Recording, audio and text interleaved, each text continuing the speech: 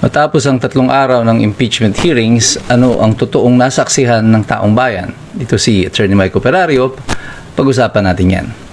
At matapos nga ang 3 araw na pagdinig dito sa Senado, may mga bagay na nasaksihan ang sambayan ng Pilipino. Pero ang very obvious dito ay ang mga sumusunod. Una, mayroon tayong Senate President na walang kakayanan na mag-preside sa impeachment hearing. Naging malinaw iyan nang naghalal sila ng isang senador sa katauhan ni Senator Chis Escudero na mag-preside sa impeachment proceedings, at ito ay pag-amin sa parte ni Senator Win Gatchalian na wala siyang kakayanan para siya ang mamuno dito sa impeachment proceedings. First of its kind. Ganito lang, ngayon lang nangyari ang ganyang sitwasyon sa Pilipinas, sapagkat for the first time na mayroong impeachment ang nakaupong Senate President ay hindi isang abogado. Ikalawa, nasaksihan natin dito ang mga public prosecutor, ang mga congressman na hindi kayang mag-prosecute. Sila ay taga-opening statement lang, tagagawa lang ng mga political speech, mga madrama na mga linyada na dahil ito ay mga opening statement, hindi naman subject to cross-examination or cannot be challenged. At yun lang ang kaya nilang gawin, yung mga bagay na pang-abogado na hindi po pwedeng tanungin. Nasanay siguro sila doon sa kanilang mga ginagawa sa House of Representatives. At noon pa man, sinasabi ko na pag nagbukas na nga po itong pagdinig na ito sa Senado, dito sa impeachment, ay talagang walang kakayanan ang mga abogado ng House of Representatives, na mga miyembro ng House of Representatives, na humarap sa isang impeachment court. No joke. No joke. Sabi nga ni VP Sara. At kitang-kita nga po natin, ganun na nga ang nangyari. Then we had a witness, nagpresenta ng testigo, ang prosecution, who is supposed to be an expert witness, who turns out to be not an expert at all, na siya pala ay competent witness lang. And then on cross-examination, nakita natin na ang kahinaan ng testimonya na ito, sapagkat so far ang kanyang napatunayan lang ay mayroong video na hindi pa nga malinaw, ano? It's not very clear as to what video he is supposed to be testifying on, kasi malinaw naman sa lahat na meron talagang video. I think there was never a challenge from the defense or the respondent na meron talagang video. Ang nangyari lang, nabuksan tuloy ang kanilang mga motibo sa pag-iimbestiga. At dito na nga ay pumasok yung mga ibang elemento ng investigasyon na ito. Pang-apat ay ang pagpapakulong kila Senator Marcoleta at kila Mike Defensor as a precursor o bago pa man magbukas ang pagdinig dito sa Senado. Sinabi ko na noon, hindi po nila may tatanggihan na these are actually connected, related po ang mga ito. Kahit na siyempre itatanggi nila na walang koneksyon ng pagkakakulong kay Senator Marcoleta on the day na mag-uumpisa na ang impeachment proceedings. Yan, tanong ng taong bayan, is it all worth it?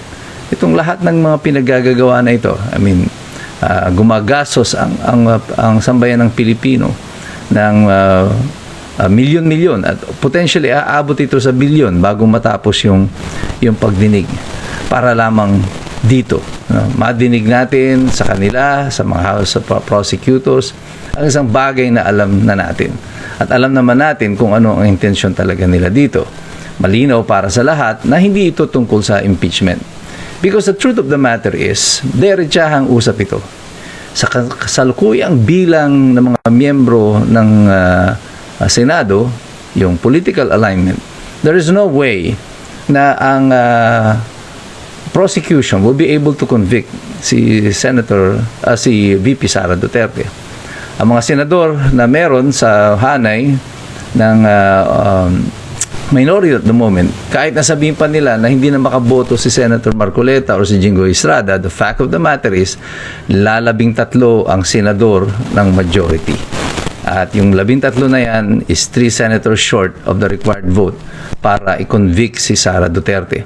May nakikita ba tayong pagbabago sa bilang na yan? Not at the moment. Baka si Joel Villanueva na yung huling tatalon dito sa kampo. At kasi kung ikaw naman talaga yung sitting senator right now, it will be a disaster, ano, if ngayon ka pa magpapalit ng iyong kampo, ano, with a little over a year na lang, ano, na uupo si BBM. July na ngayon, ano. So next it's probably about mga 12 to 14 months na lang ang effective leadership ni BBM, kasi on 2028 kapag po pumasok na po ang after 2027, pagpasok ng mga June or July of 2027 ay posisyonan na po yan ng mga mag-aambisyon na tatakbong presidente. At siyempre gagalaw na yung mga dilaw, yung mga pink, at yung mga makakaliwa, at siyempre yung grupo nila BBM. At ma-expect natin dyan na sila na rin mismo ang magsisipag-away-away pagkatapos nito. Because all they needed right now is to eliminate Sara Duterte. At pag wala na si Sara Duterte, sila naman mag-aaway. Problema nila dyan, pag hindi nila na-eliminate si Sara Duterte, then they have a big problem. Sino ngayon ang pipiliin nilang kalaban? So I think pwedeng magkaroon ng paggrupo-grupo nila o aggregation nila by next year. But they are slowly running out of time. Kaya sa kasalukuyan, I maintain my position that these impeachment proceedings ay hindi naman po tungkol talaga sa impeachment. Kasi nga, wala naman silang sapat na bilang para makonvict nila si Sara Duterte. So para saan itong impeachment nito? Ang impeachment proceedings nito ay para kumbinsihin kayo, ako at lahat ng sambayan ng Pilipino na masamang tao si Sara Duterte at dapat siya ay ma-impeach. So this is a black propaganda, I think, against Sara Duterte, the same way na si Jejo Marbinay noon, before the 2016 election, ay tinira din ng black propaganda operation ng mga dilawan, at sapagkat nangunguna noon si Jejo Marbinay, not by a wide margin, but siyang nangunguna. So he was the prime target for political assassination. So ngayon naman, it is Sara Duterte. So same tactic, different method. Ano ginamit nila ngayon? This is process of impeachment, because yung regular na mga House investigation didn't work kasi wala talaga silang makuha. So right now, gagamitin nila yung impeachment to do this against Sara Duterte. Second, I think the objective nito is, and I think this is the more important issue here, ay yung pagtakpan talaga yung flood control. Ano, sabi ko nga doon sa isang interview sa akin, ano, yung parang sitwasyon natin is during the Roman times, ang panahon ng mga Romans, na pag yung bayan ay naghihirap, ang gagawin nila para ma-entertain yung mga tao, mag-host sila ng gladiator games. So kahit na naghihirap yung mga tao, nakakalimutan nila yung kanilang pagdurusa dahil natutuwa sila sa gladiator games. Itong si panahon ni Marcos Sr., ganyan din na nangyari. Nung nag-aaklas na yung mga taong bayan dahil sa mga kapalpakan ng polisiya, ng ekonomiya, paglabag ng ating mga karapatan, in-entertain tayo ni Imelda Marcos with the experimental cinema of the Philippines. Ano? Dito na nag-umpisang lumabas yung mga bomba films, yung The Boatman, Scorpio Nights, at saka pagdating na nga sa mga probinsya, nauso na yung mga penetration movies, libre na, pwede nang magpalabas ngayon, hindi na bawal magpalabas sa mga sinihan. The purpose there is to entertain the Filipinos so that we will forget na miserable ang ating mga buhay. This is also what this administration is doing. Same formula. Keep the people entertained, keep them busy para makalimutan nila na sila ay pinagnanakawan. Pero tayong lahat ng mga iskumbro, hindi na tayo papalakpak sa ganito. Hindi na tayo magpapauto sa ganito. Kasi matagal na nating alam ito. Dahil patuloy tayong nagsisipagmasid, nakikilahok, at nag-aaral. Sapagkat alam nating lahat, mahirap makialam ng taong walang alam. God bless you. God bless us all.